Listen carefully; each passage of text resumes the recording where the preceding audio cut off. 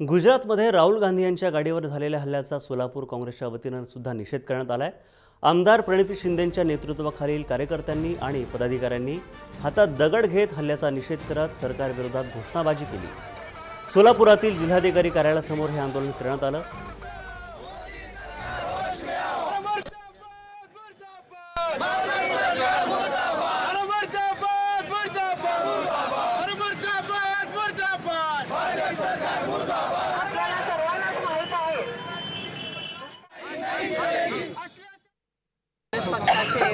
आमचे vice president आदरणीय राहुलजी जेव्हा त्या ठिकाणी जो फ्लड झाला होता त्याचं जेव्हा पाहणी करायला गेलेले तेव्हा भाजप सरकारने त्यांच्या नेहमीच्या चीप स्टाईलप्रमाणे एकदम खालच्या पातळीचं राजकारण आता त्यांनी सुरू केलं आहे आणि त्या ठिकाणी राहुल गांधीजींच्या गाडीवर त्यांनी दगडफेक केली।